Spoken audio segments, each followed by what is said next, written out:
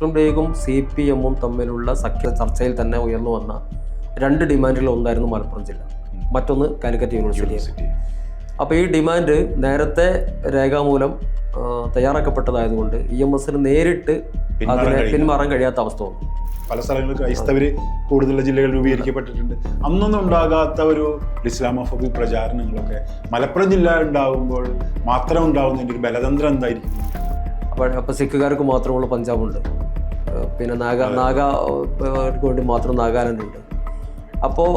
പക്ഷേ ഇവിടെ മാത്രം അത് മലപ്പുറം ജില്ലക്കെതിരെ മാത്രം എന്തുകൊണ്ട് പ്രക്ഷോഭം എന്നുള്ളൊരു ചോദ്യം വന്നു. ആ ചോദ്യത്തിന് ഉത്തരമാണ് യഥാർത്ഥത്തിൽ എൻ്റെ പുസ്തകം. കൊച്ചി പോലെ അല്ലെങ്കിൽ എറണാകുളം ജില്ല പോലെ ഒരു വികസനം, അല്ലെങ്കിൽ തിരുവനന്തപുരം പോലെ ഒരു വികസനം കാസർഗോഡോ വയനാടോ ഇല്ല.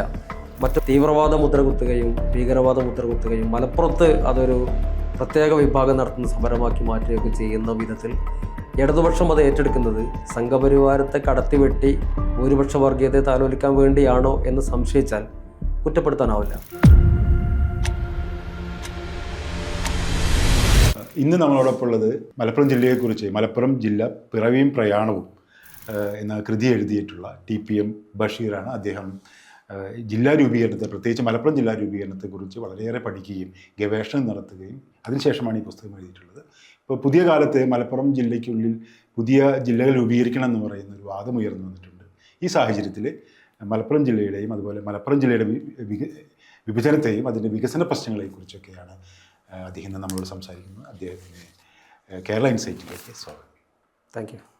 ഇപ്പോൾ കേരളത്തിൽ ഏറ്റവും ചൂടുപിടിച്ച ഒരു ചർച്ചാ വിഷയമാണ് മലപ്പുറം ജില്ല വിഭജിക്കണോ വേണ്ടേ എന്നുള്ളൊരു ചോദ്യം. ഞാനൊരു ഫേസ്ബുക്ക് പോസ്റ്റ് വായിക്കാം.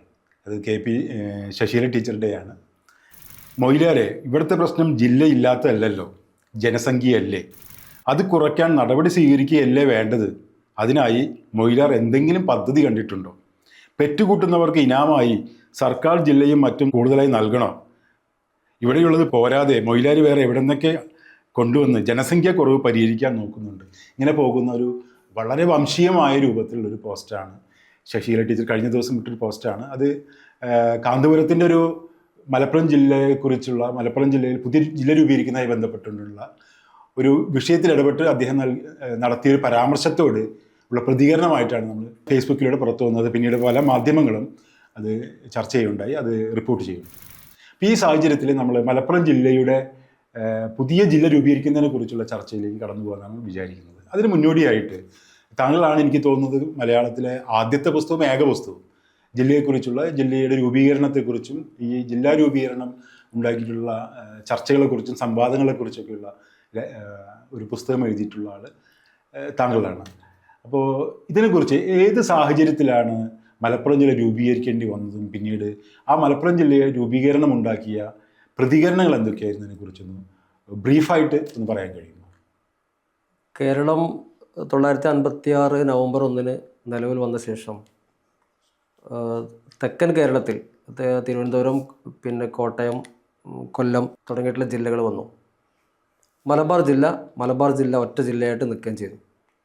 പിന്നീട് 57 മലബാറിൽ 3 ജില്ലകൾ വരുന്നത്. മലബാർ വിഭജിച്ച് കോഴിക്കോട്, കണ്ണൂർ, പാലക്കാട് എന്ന ജില്ല വരുന്നത്. അതിനുശേഷം പിന്നീട് 57 58 എറണാകുളം, തൃശ്ശൂർ ജില്ലകൾ വന്നു. ആ സമയത്ത് തന്നെ 60 മലപ്പുറം ജില്ല വേണം, അത് പാലക്കാട്, കോഴിക്കോട് ജില്ലകളിൽ ചേർന്ന് നിൽക്കുന്ന അവികസിത പ്രദേശങ്ങൾ ചേർത്ത് ഒരു ജില്ല വേണം എന്നൊരു വാദം ഉയർന്നിരുന്നു. അത് പക്ഷേ മങ്കട MLA അഡ്വക്കേറ്റ് അബ്ദുൽ മജീദാണ് അത് ഉന്നയിച്ചത് നിയമസഭയിൽ, ആദ്യമായിട്ട് അങ്ങനെ ഒരു ആശയം ഉന്നയിക്കുന്നത്. പക്ഷെ അത് പിന്നീട് അങ്ങനെ നീണ്ടുപോയി. പിന്നീട് 67 സപ്തകക്ഷി മുന്നണി മന്ത്രിസഭ അധികാരത്തിൽ വന്നപ്പോൾ മുസ്ലിം ലീഗ് മുന്നോട്ട് വെച്ചൊരു ആശയമായിരുന്നു അത്. തീർത്തും അവികസിതമായ പ്രദേശങ്ങളുടെ വികസനത്തിന് വേണ്ടി എന്നത് മാത്രമായിരുന്നു അതിൻ്റെ ഉദ്ദേശം ഉണ്ടായിരുന്നത്. പക്ഷേ അതൊരു മതപരമായ ആവശ്യമായി അന്ന് ചിത്രീകരിക്കപ്പെടുകയും ജനസംഘത്തിൻ്റെ ദേശീയ കമ്മിറ്റി തന്നെ കോഴിക്കോട്ട് 58 ജനസംഘത്തിൻ്റെ ദേശീയ സമ്മേളനം നടത്തിയിരുന്നു. ആ സമ്മേളനത്തിൻ്റെ പ്രധാനപ്പെട്ട അജണ്ട തന്നെ മലപ്പുറം ജില്ലക്കെതിരായ ഒരു മൂവ്മെൻറ്റ് രൂപപ്പെടുത്തുക എന്നുള്ളതായിരുന്നു. അത് പിന്നീട് കുട്ടിശങ്കര മേനോൻ, അതുപോലെ O രാജഗോപാൽ എന്നിവരുടെ നേതൃത്വത്തിൽ മലപ്പുറം ജില്ലാ വിരുദ്ധ സമിതി രൂപപ്പെട്ടു. വാജ്പേയി ആ സമ്മേളനത്തിൽ പങ്കെടുത്തു. അതിൻ്റെ രക്ഷാധികാരിയായിട്ട് ശ്രീ കേളപ്പൻ വന്നു. കേളപ്പൻ സത്യത്തിൽ സുകുമാര അഴീക്കോട് അദ്ദേഹത്തെക്കുറിച്ച് പറയുന്നത് കേളപ്പൻ എന്ന ജാലകം തുറന്നു വരുന്ന കാറ്റാണ് ഞങ്ങൾക്ക് ഗാന്ധിജി എന്നാണ്. എന്ന് വെച്ചാൽ ഗാന്ധിജിയുടെ പ്രതിപുരുഷനായിട്ടാണ് കേളപ്പനെ കേരളം കാണുന്നത്. അങ്ങനെ ഒരാൾ ഈ ജനസംഘത്തിൻ്റെ അജണ്ട ഏറ്റെടുക്കുകയും അതിൻ്റെ വക്താവായി മാറുകയും ചെയ്തത് കേരളം അംഗീകരിക്കാൻ പ്രയാസപ്പെട്ടൊരു സംഗതിയാണ്. പക്ഷേ ആ മൂവ്മെൻറ്റ് മുന്നോട്ട് പോയി. അവർ പറഞ്ഞത് മലപ്പുറം ജില്ല വന്നാൽ ഹിന്ദുക്കൾ വേട്ടയാടപ്പെടും, അവരുടെ സ്വത്തുക്കൾ കൈയേറ്റം ചെയ്യപ്പെടും, നിർബന്ധിത മതപരിവർത്തനം ഉണ്ടാകും, ക്ഷേത്രങ്ങൾ തകർക്കപ്പെടും, മുസ്ലിം ആധിപത്യം ഉണ്ടാകും എന്ന് തുടങ്ങിയിട്ടുള്ള, അതിന് പുറമെ രാജ്യത്തിൻ്റെ സുരക്ഷയെ ബാധിക്കും എന്ന രീതിയിലുള്ള വ്യാപകമായ പ്രചരണം ദേശീയതലത്തിൽ നടന്നു. ജനസംഘത്തിൻ്റെ ദേശീയ അധ്യക്ഷനായിരുന്നു വാജ്പേയി ആ കാലത്ത്. അദ്ദേഹം തിരുവനന്തപുരത്ത് വിജയടി ഹാളിൽ വന്നിട്ടാണ് ഇതിൻ്റെ സമ്മേളനം ഉദ്ഘാടനം ചെയ്തത്. അതുപോലെ നാനാജി ദേശ്മുഖ്, മദൻലാൽ ഖുറാന തുടങ്ങിയിട്ടുള്ള ഡൽഹി, ബോംബെ, മദ്രാസൊക്കെ കേന്ദ്രീകരിച്ചിട്ടുള്ള ജനസംഘ നേതാക്കന്മാരും വള്ളന്മാരും വന്ന് സമരം ചെയ്തു. കേരളത്തിൽ അത് ഒ രാജഗോപാലും പിന്നെ TN ഭരതൻ, ശ്രീ കേളപ്പൻ അടക്കമുള്ളവർ ഏറ്റെടുത്തു. തികച്ചും വർഗീയമായ വംശീയമായ ആരോപണമാണെന്ന് ഉന്നയിക്കപ്പെട്ടത്. ഇതൊരു മിനി പാകിസ്ഥാനാകും, മലപ്പുറം ജില്ലയുടെ അതിർത്തിയിൽ കടലുണ്ട്, കടൽ വഴി പാകിസ്ഥാൻ്റെ സൈന്യം വരും, അവരിത് താവളമാക്കി മാറ്റും എന്ന് തുടങ്ങിയിട്ടുള്ള ആക്ഷേപങ്ങൾ. അന്ന് CH മുഹമ്മദ് കോയ പറഞ്ഞൊരു കാര്യം, പാകിസ്ഥാൻ്റെ പട്ടാളം തീരദേശം വഴി മലപ്പുറത്തേക്ക് താവളം ഉറപ്പിക്കാൻ വരുമ്പോൾ അത് തടയാൻ ഇന്ത്യൻ പട്ടാളത്തിന് സാധിക്കുന്നില്ലെങ്കിൽ ആ ചോറ്റു പട്ടാളം അങ്ങ് പിരിച്ചുവിട്ടേക്ക് എന്നാണ് ആവേശകരമായി അദ്ദേഹം പറഞ്ഞിരുന്ന കാര്യം. ഇന്ന് ഈ ജില്ലയുടെ പിന്നെ പുതിയ ജില്ല വേണം, അല്ലെങ്കിൽ മലപ്പുറം ജില്ല വിഭജിക്കണമെന്ന വാദം ഉയരുമ്പോൾ 56 വർഷം മുമ്പ് എന്താണോ അന്നത്തെ ജനസംഘം അല്ലെങ്കിൽ സംഘപരിവാരം പറഞ്ഞത്, അതേ തനിയാവർത്തനം ശശികലയുടെ പുറത്തു വരികയാണ്. ഈ 56 വർഷത്തിലധികമായി അവർ പറഞ്ഞുകൊണ്ടിരിക്കുന്ന കാര്യങ്ങൾ പൂർണ്ണമായും തെറ്റായിരുന്നുവെന്ന് കാലം തെളിയിച്ചിട്ട് പോലും അവരത് ഉൾക്കൊള്ളാനോ പുനഃപരിശോധിക്കാനോ തയ്യാറാകുന്നില്ല എന്നതാണ് യഥാർത്ഥ പ്രശ്നം. കേരളത്തിലെ ഏറ്റവും വലിയ ജില്ല സത്യത്തിൽ പാലക്കാടാണ്. വിസ്തൃതി കൊണ്ട് പാലക്കാടാണ്, ജനസംഖ്യ കൊണ്ട് മലപ്പുറമാണ്. അത് രസകരമായിട്ടുള്ള കാര്യം, ഇന്ത്യയിലെ 7 സംസ്ഥാനങ്ങളെ ജനസംഖ്യാടിസ്ഥാനത്തിൽ മലപ്പുറം ജില്ല മറികടക്കുന്നുണ്ട്. 7 സംസ്ഥാനങ്ങളേക്കാൾ മലപ്പുറം ജില്ലയാണ് മലപ്പുറമാണ്. ഇപ്പോൾ ഈ ജില്ല ഒരു വികസനത്തിൻ്റെ അടിസ്ഥാന യൂണിറ്റായി പരിഗണിക്കുന്നതുകൊണ്ട് സ്വാഭാവികമായി ഈ ജനസംഖ്യാനുപാതികമായ പരിഗണന കിട്ടാത്തത് കൊണ്ട് തന്നെ ലഭിക്കേണ്ട അവകാശങ്ങൾ, ആനുകൂല്യങ്ങൾ, ഭരണഘടനാപരമായിട്ടുള്ള ആനുകൂല്യങ്ങൾ, സാമ്പത്തികമായിട്ടുള്ള പാക്കേജുകൾ ലഭിക്കാതെ പോകുന്നു എന്നൊരു പ്രശ്നമുണ്ട്. അതുകൊണ്ട് തന്നെ വളരെ ഏറ്റവും ചെറിയ ജില്ല വയനാടാണ്. അപ്പോൾ ഇത്രയും ജനസംഖ്യ, ഏകദേശം 47 ലക്ഷത്തോളം ആളുകളുള്ള ഒരു ജില്ലയിൽ വികസനം പൂർണ്ണമാകണമെങ്കിൽ തീർച്ചയായും പുതിയ ജില്ലകൾ ആവശ്യമാണ്. അത് പക്ഷേ മലപ്പുറത്ത് മാത്രമല്ല, കേരളത്തിലുടനീളം. കാരണം പിന്നെ 84-ലാണ് അവസാനത്തെ ജില്ല വന്നത്, കാസർഗോഡ് വരുന്നത്. 42 വർഷമായിരിക്കുന്നു. 4 പതിറ്റാണ്ട് കഴിഞ്ഞിട്ടും കേരളത്തിൽ മറ്റൊരു ജില്ല വന്നിട്ടില്ല. പിന്നെ 9 ജില്ലകൾക്ക് ശേഷമാണ് മലപ്പുറം വരുന്നത്. പക്ഷേ 10ാമത്തെ ജില്ല വന്നപ്പോൾ മാത്രമാണ് അതിലൊരു ജനങ്ങളുടെ ശതമാന കണക്ക് പറയുകയും അവർ മുസ്ലിം ഭൂരിപക്ഷമായതുകൊണ്ട് പറ്റില്ല എന്ന വാദം ഉയരുകയും ചെയ്യുന്നത്. 9 ജില്ലകൾ രൂപീകരിക്കുമ്പോൾ ഇങ്ങനെ ഒരു വാദം ഉണ്ടായിട്ടില്ല. 11 മുതൽ 14 വരെയുള്ള ജില്ലകൾ വരുമ്പോഴും ഈ വാദം ഉയർന്നിട്ടില്ല. മലപ്പുറം ജില്ല വരുമ്പോൾ മാത്രം. എന്തുകൊണ്ടായിരിക്കും ഇങ്ങനെ മലപ്പുറം ജില്ല വരുന്ന സമയത്ത് മാത്രം? മലപ്പുറം ജില്ലയിൽ മുസ്ലിം ജനസംഖ്യ ഇത്തിരി കൂടുതലാണ്, 68-70% വരുന്നു എന്നതുകൊണ്ട് ഒരു ഇസ്ലാമോഫോബിയയുടെ ഭാഗമായി അവർ നടത്തുന്ന ഒരു കുപ്രചരണം. അപ്പോൾ ഇതിൽ പക്ഷേ ഞാൻ വേറൊരു കാര്യം ചോദിക്കട്ടെ. ഇപ്പോൾ കോൺഗ്രസ് ആ സമയത്ത് ആര്യൻ മുഹമ്മദ്ക്ക് ഭയങ്കര ഓർമ്മയുണ്ടാവും ഞാൻ കരുതുന്നു. ആ സമയത്ത് കോൺഗ്രസിന്റെ ഭാഗത്തുനിന്ന് വലിയ എതിർപ്പ് ഇതിനെതിരെ ഉണ്ടായി. കോൺഗ്രസ് അന്ന് പ്രതിപക്ഷത്താണ്. അതെ. മുസ്ലിം ലീഗ്, പിന്നെ CPM, CPI ഉൾപ്പെടെ 7 കക്ഷികൾ അന്ന് ഭരണത്തിലുണ്ട്. കോൺഗ്രസും കേരള കോൺഗ്രസും പ്രതിപക്ഷത്താണ്. പ്രതിപക്ഷ സംഘടന എന്ന നിലയ്ക്ക് സ്വാഭാവികമായി അവർക്ക് എതിർപ്പുണ്ടാവാം. അതിൽ തന്നെ 2 ധാരകളുണ്ടായിരുന്നു. ഒന്ന്, ശ്രീ കരുണാകരൻ്റെ നേതൃത്വത്തിലുള്ള ഒരു സാമ്പത്തിക ബാധ്യത വരുന്നു. പുതിയ ജില്ല വരുന്നു എന്ന് പറഞ്ഞാൽ അത് കേരളത്തെ സാമ്പത്തികമായി പ്രയാസപ്പെടുത്തുമെന്നൊരു വാദം, ഒരു മിതവാദം എന്ന് വേണമെങ്കിൽ പറയാം. അതേസമയം പിന്നെ മൊയ്തു മൗലവി, KPCC പ്രസിഡന്റ് TO ബാവ, ശ്രീ ആരുടെ മുഹമ്മദ് പിന്നെ അടക്കമുള്ള ആളുകൾ, അത് ഏറ്റവും ശക്തമായി ജില്ലക്കെതിരെ നിന്ന Congress MLA Shri KT ജോർജാണ്, Paravur MLA. അദ്ദേഹത്തിൻ്റെ നേതൃത്വത്തിൽ നിയമസഭയിൽ തന്നെ ഈ ജില്ലക്കെതിരായിട്ടുള്ള ശക്തമായ വാദങ്ങൾ വന്നിട്ടുണ്ട്. വാദത്തിന്റെ പ്രത്യേകത തന്നെ പലരും വംശീയമായിട്ടുള്ള വാദങ്ങൾ. അതെ അതെ. അതോടൊപ്പം തന്നെ മറ്റൊരു രസകരമായിട്ടുള്ള കാര്യം, CPM-ൽ നിന്നൊരു വിഭാഗം ശ്രീ PC രാഘവൻ നായർ MLA-യുടെ നേതൃത്വത്തിൽ മുഖ്യമന്ത്രി സമ്മർദ്ദം ചെലുത്തുകയും ജില്ലാ രൂപീകരണം മാറ്റിവെക്കണമെന്ന് ആവശ്യപ്പെടുകയും ചെയ്തിട്ടുണ്ട്. പക്ഷേ AKG ഉൾപ്പെടെയുള്ള അന്നത്തെ CPM നേതാക്കന്മാർ അതൊരു മുന്നണി ധാരണയുടെ ഭാഗമായതുകൊണ്ട് മാറ്റിവെക്കാനാവില്ല എന്ന നിലപാട് ഉറച്ചു നിന്നുള്ളൂ. പക്ഷേ EMS തന്ത്രപരമായ ഒരു സമീപനമാണ് ആ കാലത്ത് എടുത്തിട്ടുള്ളത്. കാരണം ഈ ജനസംഘത്തിൻ്റെ പ്രക്ഷോഭം നടന്നു, പ്രക്ഷോഭം വിജയിക്കുന്നില്ല എന്ന് കണ്ടപ്പോഴാണ് തളി ക്ഷേത്ര സമരം അനുബന്ധമായി വരുന്നത്. ഒരു പുറമ്പോക്ക് ഭൂമിയാണ്. ആ ഭൂമിയിൽ ടിപ്പു ക്ഷേത്രം ഉണ്ടായിരുന്നുവെന്നും ടിപ്പു തകർത്തു എന്നും അതുകൊണ്ട് ആരാധിക്കാൻ ഞങ്ങൾക്ക് സൗകര്യം വേണമെന്നും വാദിച്ചുകൊണ്ടാണ് ശ്രീ കേളപ്പൻ്റെ നേതൃത്വത്തിൽ ജില്ലാ രൂപീകരണത്തെയും ഒരു ഹിന്ദു ഇഷ്യൂ ആക്കി മാറ്റി ഹിന്ദുക്കൾക്ക് ക്ഷേത്രം നിർമ്മിക്കാൻ ഗവൺമെന്റ് ജില്ല വരുന്നതിന് മുമ്പേ സമ്മതിക്കുന്നില്ല. അപ്പൊ ജില്ല വന്നാൽ എന്താണ് സ്ഥിതി? പിന്നെ ആഭ്യന്തരം അടക്കമുള്ള സംവിധാനങ്ങൾ ജില്ലാ ഭരണകൂടത്തിന്റെ കയ്യിൽ വരും. അങ്ങനെ വന്നു കഴിഞ്ഞാൽ ഹിന്ദുക്കൾക്ക് എന്താണ് രക്ഷ എന്ന രീതിയിലായിരുന്നു അന്നത്തെ പ്രചരണം. പിന്നീട് വിചാരധാരയുടെ പുതിയ പതിപ്പിൽ ഞങ്ങളത് പരിശോധിച്ച സമയത്ത് മനസ്സിലാക്കിയത് ഈ ജില്ലാ രൂപീകരണത്തെക്കുറിച്ചുള്ള പരാമർശങ്ങൾ വിചാരധാരയിൽ അവർ ഉൾപ്പെടുത്തുകയും ചെയ്തിട്ടുണ്ട് അടുത്ത പതിപ്പിൽ. അത് അത്രയും വിപുലമായ രീതിയിൽ ഉപയോഗപ്പെടുത്തിയ ഒരു സംഭവമായിട്ട് തോന്നുന്നു. മാത്രമല്ല എനിക്ക് തോന്നുന്നു കേസരിയുടെ തന്നെ എഡിറ്ററായിരുന്ന ഒരാൾ കൃഷ്ണൻ, അദ്ദേഹം പറയുന്നുണ്ട് മലപ്പുറം ജില്ലാ രൂപീകരണമാണ് RSSന്റെ പിന്നീടുള്ള അതിനെക്കുറിച്ച് രൂപീകരണമല്ല, കുറച്ച് ആ രൂപീകരണവുമായി ബന്ധപ്പെട്ടിട്ടുണ്ടായിട്ടുള്ള സംവാദങ്ങളും അവർ ഉണ്ടാക്കിയെടുത്ത വംശീയമായിട്ടുള്ള ചിന്താ പദ്ധതികളും അതാണ് പിൽക്കാലത്ത് RSSനെ വളർച്ചയ്ക്ക് വേണ്ടി അവർ ഉപയോഗപ്പെടുത്തിയതിനെ കുറിച്ച് കാസയുടെ പത്രാധിപർ തന്നെ ഒരു കാലത്ത് പറഞ്ഞതായിട്ട് വായിച്ചിട്ടുണ്ട്. അവരിപ്പോഴും ആ നിലപാടിലാണെന്നുള്ളതാണ് എൻ്റെ ഇപ്പോൾ ഈ ശശികലയുടെ പിന്നെ അഭിപ്രായം ഒക്കെ ബോധ്യപ്പെടുത്തുന്നത്. സത്യത്തിൽ നമ്മൾ നേരത്തെ വായിച്ച സത്യത്തിൽ നമ്മുടെ കേരളത്തിൽ ഒരു ജില്ല വേണമെന്ന് പറഞ്ഞാൽ എന്താണ് കുഴപ്പം? അപ്പോൾ ഇന്ത്യയിൽ ഒരു സംസ്ഥാനം വേണമെന്ന് പറഞ്ഞ് സത്യാഗ്രഹം നടത്തി സത്യാഗ്രഹ പന്തലിൽ മരിച്ചു പോയാളാണ് പോറ്റി ശ്രീരാമലു. ആന്ധ്ര സംസ്ഥാനത്തിന് വേണ്ടി രക്തസാക്ഷിയായ ആളാണ്. രാജ്യത്തുടനീളം പുതിയ സംസ്ഥാനം വീണ്ടും വിഭജിക്കപ്പെട്ടു. ആന്ധ്ര വീണ്ടും തെലങ്കാനയായിട്ട് പുതിയ സംസ്ഥാനം വന്നു. അങ്ങനെ പിന്നെ ഒരുപാട് സംസ്ഥാനങ്ങൾ പിന്നീട് രൂപപ്പെട്ടു വന്നു ഇന്ത്യയിൽ.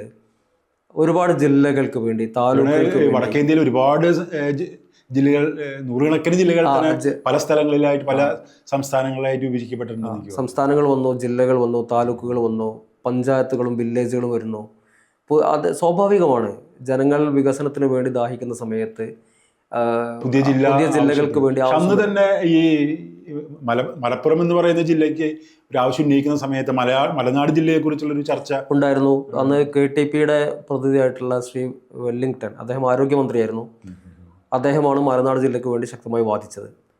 അപ്പോൾ ഈ 2 ജില്ലകളെക്കുറിച്ചും പഠിക്കാൻ വേണ്ടിയിട്ടാണ് അന്ന് കമ്മിറ്റി വെച്ചത്, ഒരു കമ്മീഷൻ വെച്ചത്. ആ കമ്മീഷൻ റിപ്പോർട്ട് സമർപ്പിച്ചു. പക്ഷേ ഈ പ്രക്ഷോഭം ശക്തിപ്പെട്ടപ്പോൾ EMS ജില്ലാ രൂപീകരണം നീട്ടിവെക്കാൻ വേണ്ടി ശ്രമം നടത്തി. അതുമായി ബന്ധപ്പെട്ട കുറേ വാർത്തകളെന്ന് പത്രങ്ങളിൽ വന്നു. ജില്ലാ രൂപീകരണം മാറ്റിവെച്ചേക്കും, നടക്കില്ല എന്ന രീതിയിൽ. പക്ഷെ മുന്നണിയിൽ നേരത്തെ ധാരണയായതുകൊണ്ട്, അതായത് മുസ്ലിം ലീഗും CPM-ഉം തമ്മിലുള്ള സഖ്യകക്ഷി ചർച്ചയിൽ തന്നെ ഉയർന്നു വന്ന 2 ഡിമാൻഡുകൾ ഒന്നായിരുന്നു മലപ്പുറം ജില്ല, മറ്റൊന്ന് കാലിക്കറ്റ് യൂണിവേഴ്സിറ്റി. അപ്പോൾ ഈ ഡിമാൻഡ് നേരത്തെ രേഖാമൂലം തയ്യാറാക്കപ്പെട്ടതായതുകൊണ്ട് EMS-ന് നേരിട്ട് അതിനെ പിന്മാറാൻ കഴിയാത്ത അവസ്ഥ വന്നു. അപ്പോൾ ക്രമസമാധാന നില ഭദ്രമല്ല. ഇപ്പോൾ പ്രത്യേകിച്ച് സംഘപരിവാരം നടത്തിക്കൊണ്ടിരിക്കുന്ന ഈ പ്രക്ഷോഭങ്ങൾ കേരളത്തിൻ്റെ സമാധാന അന്തരീക്ഷം തകർക്കുന്നുണ്ട്. അതുകൊണ്ട് തൽക്കാലം അതൊന്ന് അടങ്ങുന്നവരെ നമുക്കിതൊന്ന് മാറ്റിവെക്കാം എന്ന നിലപാടെടുത്തു. CH പറഞ്ഞു പറ്റില്ല. അദ്ദേഹം ഉപയോഗിച്ച വാക്ക് ഇങ്ങനെയാണ്: ഈഫ് നോട്ട് നൗ നെവർ. ഇപ്പോഴില്ലെങ്കിൽ ഒരിക്കലുമില്ല. മാത്രമല്ല അടിയന്തരമായി മുഖ്യമന്ത്രി ബാഫക്കി തങ്ങളുമായി സംസാരിക്കണം എന്ന് CH ആവശ്യപ്പെട്ടു. അങ്ങനെ ബാഫക്കി തങ്ങളുമായി EMS മുഖ്യമന്ത്രി ചർച്ച നടത്തി. ആ ചർച്ചയിലും ബാഫക്കി തങ്ങൾ കണിശമായി മലപ്പുറം ജില്ല വേണമെന്ന് ആവശ്യപ്പെട്ടു. അപ്പോൾ മുസ്ലിം ലീഗ് വളരെ നിർബന്ധപൂർവം ഇതിന് പിന്നിലുണ്ട് എന്ന് EMS ഒരിക്കൽ കൂടി ബോധ്യമായി. അവസാനത്തെ ഒരു തന്ത്രം എന്ന നിലക്ക് CPIയെ കൊണ്ട് മുന്നണിയിൽ ഈ ആവശ്യം ഉന്നയിക്കാൻ വേണ്ടി ശ്രമം നടത്തി. പക്ഷേ CPI അതിന് വഴങ്ങിയില്ല. കാരണം CPIയും മുസ്ലിം ലീഗും തമ്മിൽ അന്നൊരു കെമിസ്ട്രി രൂപപ്പെട്ടിരുന്നു. അപ്പോൾ CPIക്ക് മനസ്സിലായി ഇത് ഞങ്ങളെ വീട്ടിൽ വീഴ്ത്താനാണ് എന്ന്. അതുകൊണ്ട് അവരതിന് തയ്യാറായില്ല. അവസാനം മുഖ്യമന്ത്രി തന്നെ മന്ത്രിസഭാ യോഗത്തിൽ ഈ ആവശ്യം ഉന്നയിച്ചു. അപ്പോൾ അപ്പോഴാണ് CH പറഞ്ഞത് മാറ്റിവെക്കാൻ പറ്റില്ല. അന്നത് മാറ്റിവെക്കപ്പെട്ടിരുന്നെങ്കിൽ ഒരിക്കലും മലപ്പുറം ജില്ല പിന്നെ ഉണ്ടാവില്ല. കാരണം ജൂൺ 16-നാണ് 69 ജൂൺ 16-നാണ് മലപ്പുറം ജില്ല ഉണ്ടാവുന്നത്. പിന്നീട് ആ മന്ത്രിസഭ നിലനിന്നത് വെറും 3 മാസം മാത്രമാണ്. July, August, September. ഒക്ടോബറിൽ EMS രാജിവെച്ച് പോവുകയാണ്. അതുകൊണ്ട് തന്നെ മലനാട് ജില്ല വന്നില്ല. പക്ഷെ ഇതിലൊരു തമാശ ഉണ്ടല്ലോ, നമുക്ക് ആലോചിച്ച് നോക്കിക്കഴിഞ്ഞാൽ പല ജില്ലകളും കേരളത്തിൽ രൂപീകരിക്കപ്പെട്ട പല ജില്ലകളിലും മുസ്ലിങ്ങളല്ല കൂടുതൽ, ജനസംഖ്യാപരമായി കൂടുതൽ മുസ്ലിങ്ങളല്ല, പല സ്ഥലങ്ങളിൽ ക്രൈസ്തവർ കൂടുതലുള്ള ജില്ലകൾ രൂപീകരിക്കപ്പെട്ടിട്ടുണ്ട്. അന്നൊന്നും ഉണ്ടാകാത്ത ഒരു പ്രചാരണം, ഒരു വിദ്വേഷ പ്രചാരണങ്ങളും ഒരു ഇസ്ലാമോഫോബിക് പ്രചാരണങ്ങളൊക്കെ മലപ്പുറം ജില്ല ഉണ്ടാകുമ്പോൾ മാത്രം ഉണ്ടാകുന്നതിൻ്റെ ഒരു ബലതന്ത്രം എന്തായിരിക്കും എന്നാണ്. അതാണ് ഇതിൽ. പിന്നെ ഇപ്പോൾ മലപ്പുറം ഈ പുസ്തകത്തിൻ്റെ പ്രാധാന്യം തന്നെ അതാണ്. കാരണം ഇന്ത്യയിൽ എവിടെയും ഒരു സംസ്ഥാനം വരുന്നതിനെതിരെയോ ജില്ല വരുന്നതിനെതിരെയോ കേരളത്തിൽ തന്നെയും വന്നിട്ടില്ല, പ്രക്ഷോഭം വന്നിട്ടില്ല. പക്ഷെ മലപ്പുറം ജില്ലക്കെതിരെ മാത്രം. അതിനാകെ പറയുന്നൊരു കാര്യം അത് മുസ്ലിം ഭൂരിപക്ഷമാണെന്നാണ്. ഒരു ഭൂവിസ്തൃതി ഒരു ജില്ലയായി രൂപാന്തരപ്പെടുമ്പോൾ അതിനകത്തുള്ള ജനങ്ങൾ ഏത് മതസ്ഥരാവട്ടെ, അതിലെന്താണ് കാര്യം? പലരും നമ്മുടെ പല സംസ്ഥാനങ്ങളിലും ഒട്ടേറെ പിന്നെ ജനവിഭാഗങ്ങൾ ഭൂരിപക്ഷമുള്ള എത്ര സംസ്ഥാനങ്ങളുണ്ട്. അപ്പോൾ സിഖുകാർക്ക് മാത്രമുള്ള പഞ്ചാബുണ്ട്, പിന്നെ നാഗാർക്ക് വേണ്ടി മാത്രം നാഗാലാൻഡുണ്ട്. പക്ഷേ ഇവിടെ മാത്രം അത് മലപ്പുറം ജില്ലക്കെതിരെ മാത്രം എന്തുകൊണ്ട് പ്രക്ഷോഭം എന്നുള്ളൊരു ചോദ്യം വന്നു. ആ ചോദ്യത്തിന് ഉത്തരമാണ് യഥാർത്ഥത്തിൽ എൻ്റെ പുസ്തകം. അപ്പോൾ അന്ന് പിന്നെ ഒരു മുസ്ലിം ഭൂരിപക്ഷ ജില്ല വന്നു കഴിഞ്ഞാൽ, പ്രത്യേകിച്ച് ഒരു പാകിസ്ഥാൻ ഉണ്ടായതിൻ്റെ ഒരു തുടർച്ചയാണ് ഒരു മാപ്പിളസ്ഥാൻ ഉണ്ടാകും. അപ്പോൾ ജനസംഘം തന്നെ ഇംഗ്ലീഷിലൊരു ലഘുലേഖ ഇറക്കിയിട്ടുണ്ട്, പിന്നെ മാപ്പിളസ്ഥാൻ എന്ന് പറഞ്ഞിട്ട്.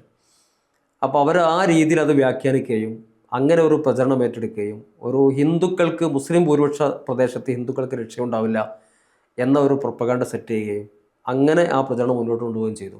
ശരിക്കും അന്ന് തുടങ്ങിയ ആ പ്രചാരണം പിൽക്കാലത്ത് വളരെ ശക്തമായി രൂപപ്പെടുകയും എനിക്ക് തോന്നുന്നു ഇന്നും നമ്മളുടെ പല കാര്യങ്ങളെയും വിശദീകരിക്കാൻ വേണ്ടി അത് തന്നെ ഉപയോഗിക്കുന്നൊരു ഇതായിരുന്നു. ഇപ്പോഴും പിന്നെ ഗ്ലോബ് എന്ന് പറയുന്നൊരു പിന്നെ പ്രസിദ്ധീകരണം the mini Pakistan in India എന്നാണ് പിന്നെ മലപ്പുറം ജില്ലയെ വിശേഷിപ്പിച്ചത്.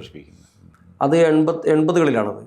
അപ്പോൾ ഇപ്പോഴും മലപ്പുറം എന്ന് കേൾക്കുമ്പോൾ അതെന്തോ ഒരു പ്രത്യേക വർഗം ജീവിക്കുന്ന ഒരു പ്രശ്ന ജില്ലയായി, പ്രശ്നബാധിത പ്രദേശം പോലെയായി. CPM തന്നെ മതേതര ദുർബല പ്രദേശം കൊണ്ട് മലപ്പുറത്ത് വിശേഷിപ്പിച്ച ഒരു പുസ്തകത്തിൽ വിശേഷിപ്പിക്കുന്നുണ്ട്.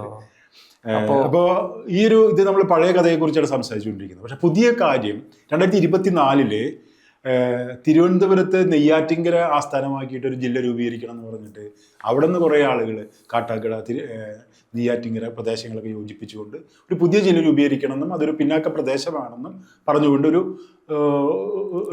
റെപ്രസെൻറ്റേഷൻ കഴിഞ്ഞ 2024 ഇവർക്ക് കൊടുത്തിരുന്നു, മുഖ്യമന്ത്രി കൊടുത്തിരുന്നു. മുഖ്യമന്ത്രി എന്താണ് അതിൽ മറുപടി പറഞ്ഞത് നമുക്കറിയില്ല. പക്ഷെ അവർ പറഞ്ഞത് അത് സാധ്യതയുണ്ടെന്നാണ്. പക്ഷെ അത് വലിയ ചർച്ചകളൊന്നും കേരളത്തിൽ ഉണ്ടാക്കിയില്ല. എന്നാൽ 2013 മുതൽ മലപ്പുറം ജില്ലയില് പുതിയൊരു ജില്ല കൂടി രൂപീകരിക്കേണ്ടതുണ്ട്. പ്രത്യേകിച്ചും തിരൂർ ആസ്ഥാനമാക്കിയിട്ട് ഒരു ജില്ല രൂപീകരിക്കണം എന്നുള്ളൊരു ആവശ്യം പൊതുവേ ഉയർന്നു വന്നിരുന്നു. അത് SDP പോലെയുള്ള പാർട്ടികളാണ് അത് ആദ്യം ഉയർത്തിയത്. 2013 എൻ്റെ ഓർമ്മ. പക്ഷെ ആ സമയത്ത് മുസ്ലിം ലീഗ് പോലെയുള്ള പാർട്ടികൾ അതിനോട് അത്രയേറെ അതിന് താല്പര്യം പ്രകടിപ്പിച്ചതായി കണ്ടില്ല. പക്ഷെ 2015 കൂടി ലീഗും ഈ ഒരു കാര്യത്തിൽ ഒരു ജില്ല രൂപീകരിക്കേണ്ടതിൻ്റെ ആവശ്യകതയെക്കുറിച്ച് പറയാൻ തുടങ്ങുകയും ഇന്ന് നമ്മൾ കേരളത്തിൽ നോക്കുകയാണെങ്കിൽ മലപ്പുറം ജില്ലയിലുള്ള പ്രദേശങ്ങളിൽ ഒരു പുതിയ ജില്ല രൂപീകരിക്കണം, അത് തിരൂർ ആസ്ഥാനമാക്കിയായിരിക്കണം എന്നുള്ളൊരു ഇത് വരികയും ചെയ്തിട്ടുണ്ട്. പക്ഷെ നമ്മളിപ്പോൾ കാണുന്നൊരു കാര്യം, 2 കാര്യങ്ങളാണ്. ഒന്ന്, അങ്ങനെ ഒരു ആവശ്യം യഥാർത്ഥത്തിൽ അങ്ങനെ ഒരു ആവശ്യമുണ്ടോ ആണ് ഒരു കാര്യം. രണ്ടാമത്തെ കാര്യം, ഈ ഒരു ആവശ്യമുണ്ടോ ഇല്ല എന്നുള്ള ഒരു പ്രശ്നം. പക്ഷെ മലപ്പുറത്തെക്കുറിച്ച് അന്നുണ്ടായിരുന്ന എല്ലാ വിദ്വേഷ പ്രചാരണങ്ങളും ഈ പുതിയ സമയത്തും ഇപ്പോഴും ഡെവലപ്പ് ചെയ്യുന്നതാണ്. ഈ 2 കാര്യങ്ങളാണ് നമുക്ക് അതിന് മുന്നിൽ കാണാൻ പറ്റുക. അപ്പോൾ ഇപ്പോൾ നമ്മുടെ മുന്നിലുള്ള പ്രശ്നം ഇതാണ്, യഥാർത്ഥത്തിൽ ഇപ്പോൾ ഒരു ജില്ല രൂപീകരിക്കേണ്ട ആവശ്യം, അല്ലെങ്കിൽ അവിടെ ഒരു പുതിയൊരു ജില്ല മലപ്പുറത്ത് ഒരു ആവശ്യകത ഉണ്ടോ? അത് കേരളത്തിലിപ്പോൾ 41 വർഷം മുമ്പാണ് ജില്ല അവസാനമായി കാസർഗോഡ് ജില്ല വന്നത്. ഇതിനിടയിൽ എത്രയോ ജില്ലകൾ വരേണ്ടിയിരുന്നു. അപ്പോൾ മലബാറിൽ തന്നെ മൂന്നോ നാലോ ജില്ലകൾ വരേണ്ടതുണ്ട്. തെക്കൻ കേരളത്തിൽ, മധ്യ കേരളത്തിൽ ഇപ്പോൾ എറണാകുളം ജില്ല വിഭജിച്ച് മൂവാറ്റുപുഴ കേന്ദ്രമായി ജില്ല വേണമെന്ന് വാദമുണ്ട്. പാലക്കാട് ജില്ല വിഭജിച്ച് പട്ടാമ്പി കേന്ദ്രീകരിച്ച് ജില്ല വേണമെന്നൊരു വാദമുണ്ട്. എന്ന് വെച്ചാൽ കേരളത്തിൽ പുതിയ ജില്ലകൾക്ക് വേണ്ടിയുള്ള വാദം വ്യത്യസ്ത തലങ്ങളിൽ ഉയർന്നു വന്നിട്ടുണ്ട്.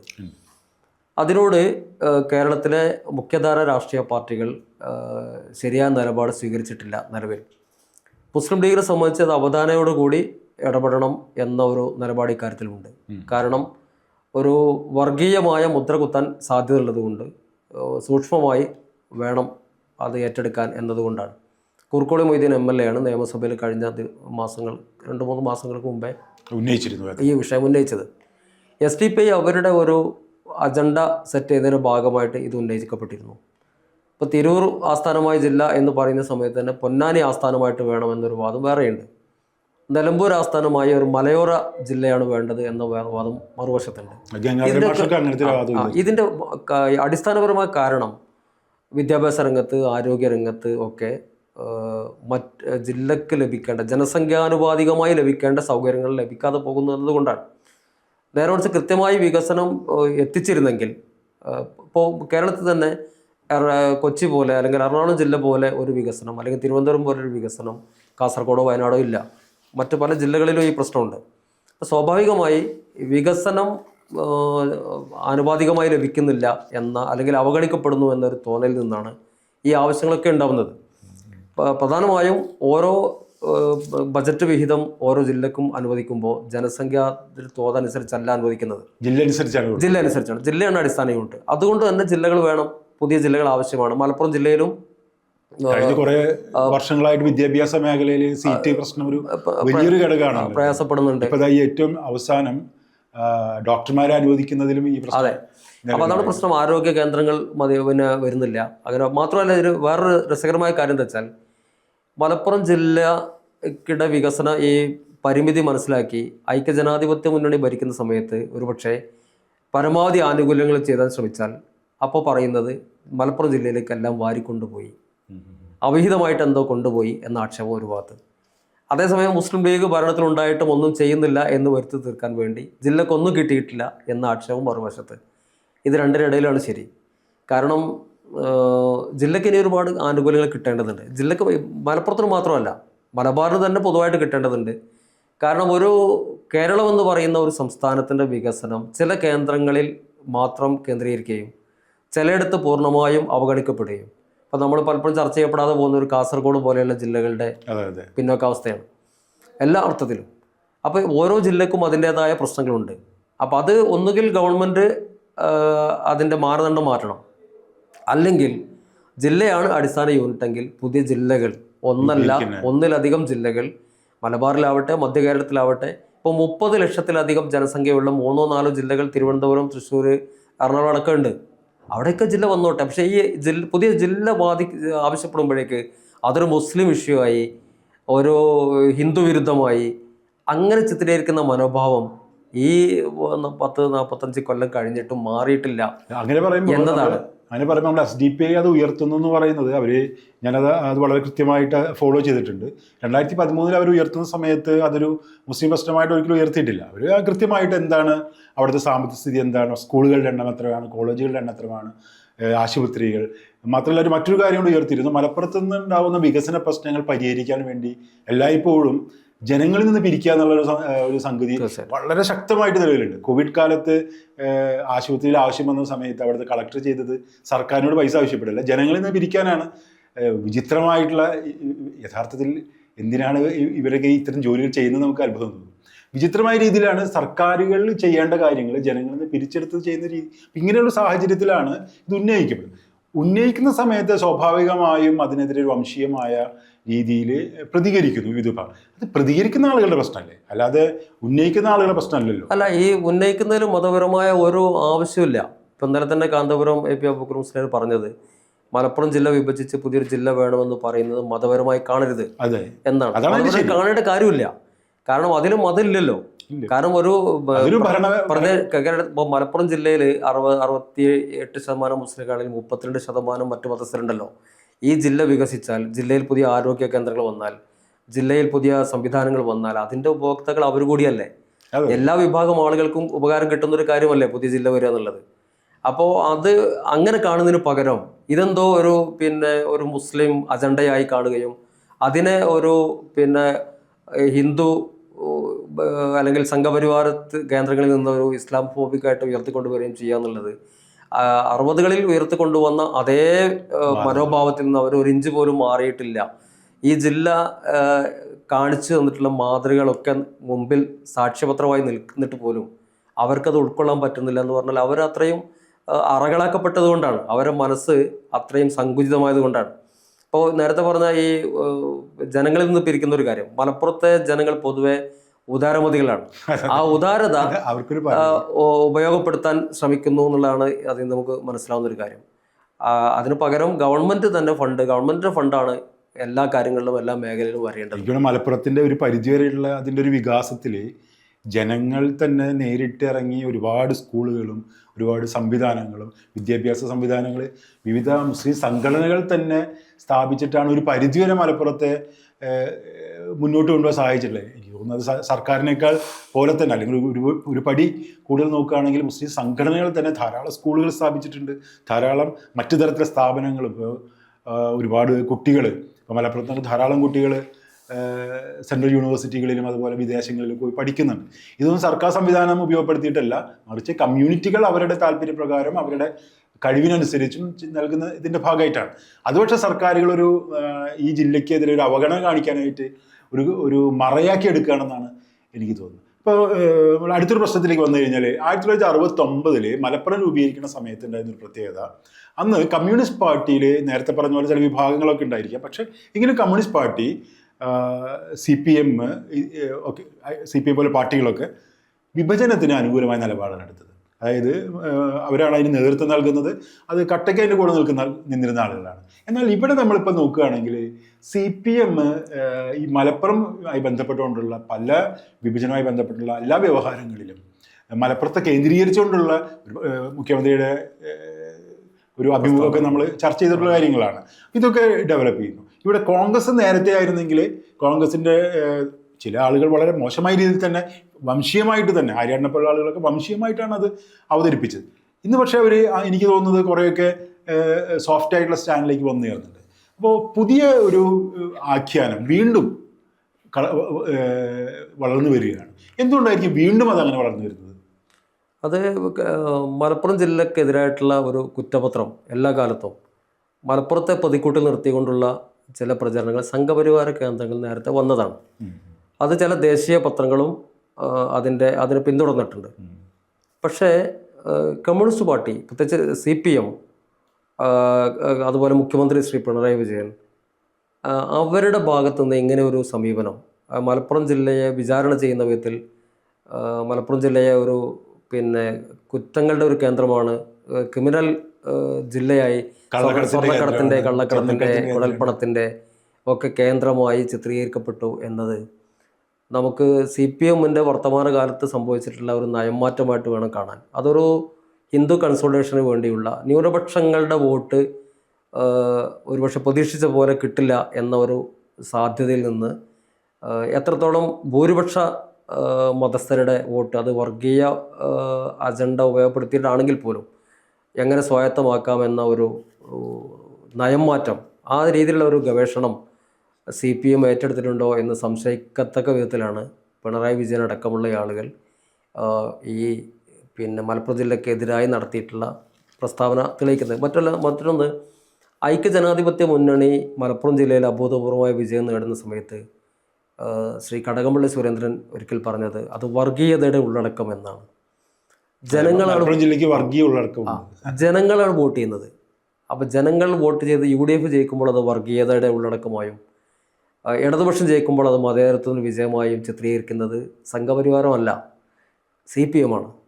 അത് ആശങ്കാകരമായിട്ടുള്ള കാര്യമാണ്. അതെന്തുകൊണ്ടായിരിക്കും? അതായത് നമ്മൾ 69 നാം കണ്ടത് കോൺഗ്രസ് ആണ് ഒരു പരിധിവരെ ഈ സംഘപരിവാറിൻ്റെ ഒരു പൊസിഷനെ അടുത്ത് നിൽക്കുന്ന പൊസിഷൻസ് ഒക്കെ എടുത്തിരുന്നത് കോൺഗ്രസിലെ ചില നേതാക്കന്മാരാണ്, ആര്യാണിനെ പോലുള്ള നേതാക്കന്മാർ. എങ്കിലും സംഘപരിവാറിൻ്റെ നേതൃത്വത്തിലാണ് അന്ന് നടന്ന മുഴുവൻ പ്രചാരണങ്ങളും. സംഘപരിവാറിന് നേതൃത്വം നൽകിയത്. ഇന്ന് സംഘപരിവാറിൽ നിന്ന് നേരത്തെ പറഞ്ഞ പോലെ ശശീല ടീച്ചർ അതിന് നേതൃത്വം നൽകുന്ന ചില കാര്യങ്ങൾ പറയുന്നുണ്ടെങ്കിലും മലപ്പുറം ജില്ലയ്ക്കെതിരെയുള്ള ഒരു ആരോപണങ്ങളിൽ ഇന്ന് ഇടതുപക്ഷം, ഇപ്പോൾ മതേതരവാദികൾ, മതേതര സംഘടനകൾ എന്നൊക്കെ പറയപ്പെടുന്ന സ്വയം വിശേഷിപ്പിക്കുന്ന സംഘടനകൾ അതേ വാദഗതികൾ ഏറ്റെടുക്കുകയാണ്. അത് എന്തുകൊണ്ടായിരിക്കും അങ്ങനെ സംഭവിക്കുന്നത്? അത് സംഘപരിവാരത്തിൻ്റെ ആശയങ്ങൾ അല്ലെങ്കിൽ അവരുടെ അജണ്ടകൾ വിജയിപ്പിക്കുന്ന ദൗത്യം ഇടതുപക്ഷം ഏറ്റെടുത്ത പോലെയുള്ള ഒരുപാട് സംഭവങ്ങൾ നടന്നു വരുന്നുണ്ട്. അതിലൊന്നാണ്, അതിലിപ്പോൾ ഈ നാഷണൽ ഹൈവേ വികസനവുമായി ബന്ധപ്പെട്ട് മലപ്പുറം ജില്ലയിൽ സമരം നടന്നു. സത്യത്തിൽ ആ സമരം കേരളത്തിൽ പല ഭാഗത്തും നടന്നിട്ടുണ്ട്. പക്ഷെ മലപ്പുറത്ത് നടന്ന സമരം തീവ്രവാദികളുടെ സമരമായി. അങ്ങനെ അത് പറയുന്നത് സംഘപരിവാരമല്ല, CPM തന്നെ നേതാക്കന്മാരാണ്. അപ്പോൾ എല്ലാം ഗെയിൽ പൈപ്പ് ലൈനെതിരായിട്ടുള്ള സമരം നടന്നു. അത് ജനങ്ങൾ അവരുടെ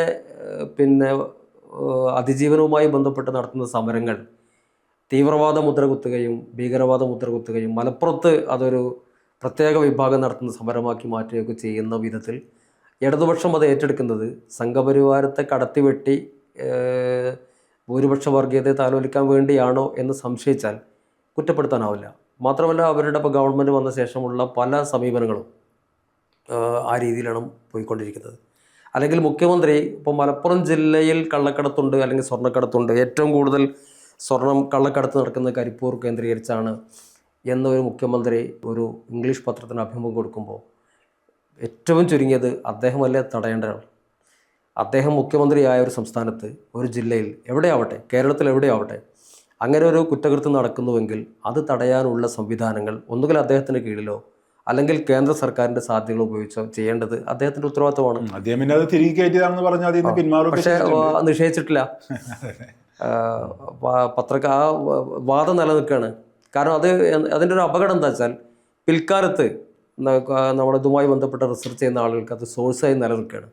എങ്ങനെയാണോ തിരുത്തു വന്നിട്ടില്ല. അച്യുതാനന്ദനുമായി ബന്ധപ്പെട്ടുണ്ടായ ചില പരാമർശങ്ങൾ പിൽക്കാലത്ത് ഉപയോഗിച്ചതുപോലെ തന്നെ ഇപ്പോൾ മലപ്പുറം ജില്ലയിൽ വികസിതമായ ഇപ്പോൾ ഈ മങ്കട എന്ന് പറയുന്ന പ്രദേശം പാലക്കാട് ജില്ലയുടെ അതിർത്തിയിലാണ്. പാലക്കാട് ജില്ലയുടെ ഭാഗമായിരുന്നു മലപ്പുറം ജില്ല വരുന്നതിന് മുമ്പേ.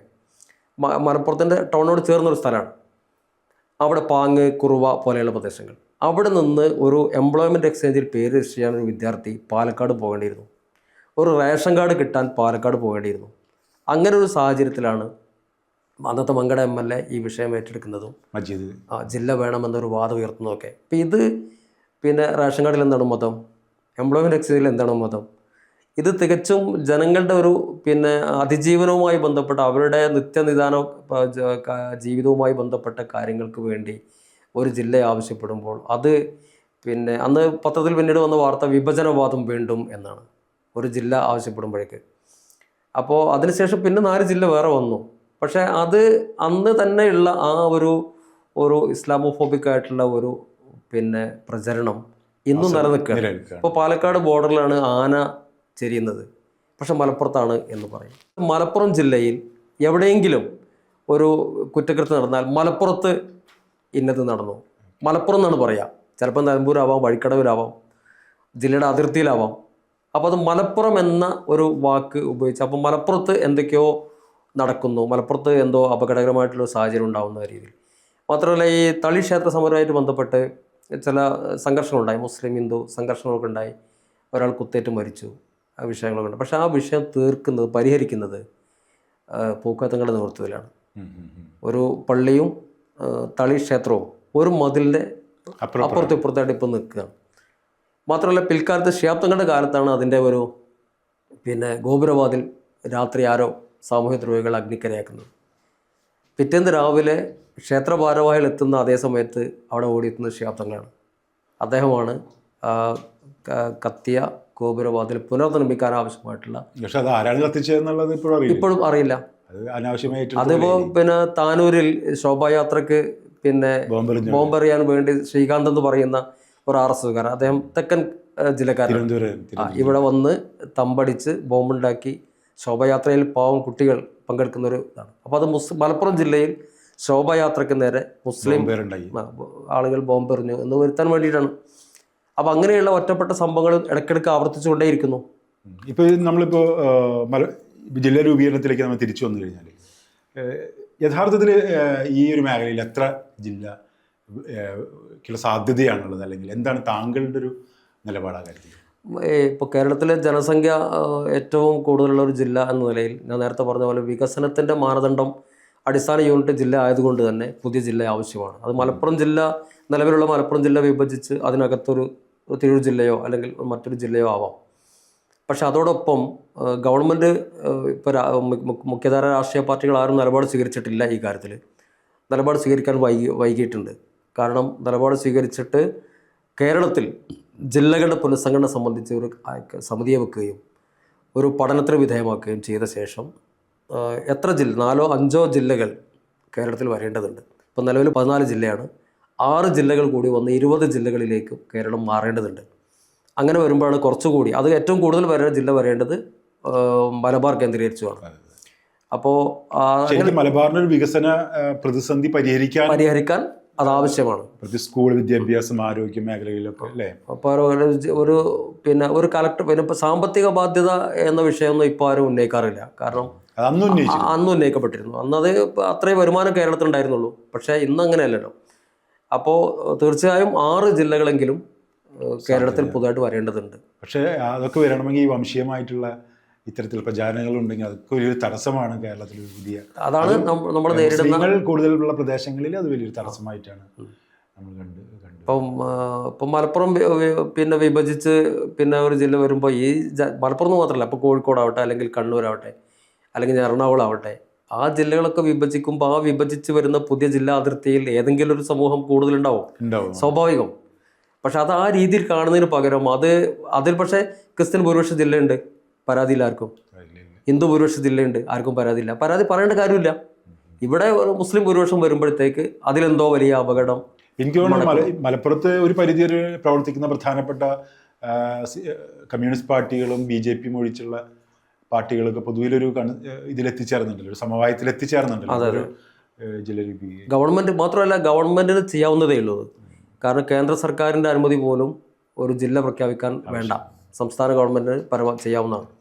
അപ്പോൾ സംസ്ഥാന ഗവൺമെൻറ് ചെയ്യേണ്ടത് ഈ ആവശ്യങ്ങൾ നിരന്തരമായി ഉന്നയിക്കപ്പെട്ടുകൊണ്ടിരിക്കുന്ന ഒരു സാഹചര്യത്തിൽ വികസനവുമായി ബന്ധപ്പെട്ട ഒരു പരിമിതികൾ എല്ലാ ഭാഗത്തുനിന്നും ഒരു ആക്ഷേപമായി ഉന്നയിക്കപ്പെട്ടുകൊണ്ടിരിക്കുന്ന ഒരു സാഹചര്യത്തിൽ പുതിയ ജില്ലകൾ രൂപീകരിക്കാനുള്ള ഒരു നയപരമായ തീരുമാനമെടുക്കുകയും അതുമായി മുന്നോട്ട് പോവുകയും ചെയ്യണം.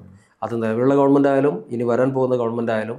കാരണം 40-41 വർഷത്തിന് ഇടയിൽ ജില്ലാ രൂപീകരണം നടന്നിട്ടില്ല. അപ്പോൾ നേരത്തെ ശ്രീ കരുണാകരൻ മുഖ്യമന്ത്രിയാവുന്ന സമയത്താണ് ശ്രീ KK നായർ MLA അദ്ദേഹത്തിൻ്റെ പിന്തുണ കിട്ടാൻ വേണ്ടി മാത്രം പത്തനംതിട്ട ജില്ല ആരും ആവശ്യപ്പെട്ടിരുന്നില്ല.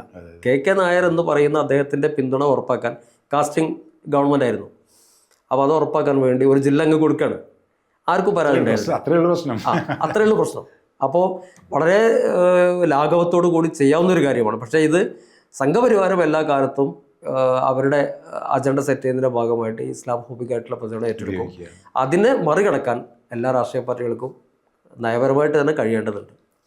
ഇത്രയും നേരം നമ്മളോട് ജില്ലാ രൂപീകരണത്തിനെ കുറിച്ചുള്ള വിവിധ ആശയങ്ങൾ പങ്കുവച്ചതിന് നന്ദി, നമസ്കാരം.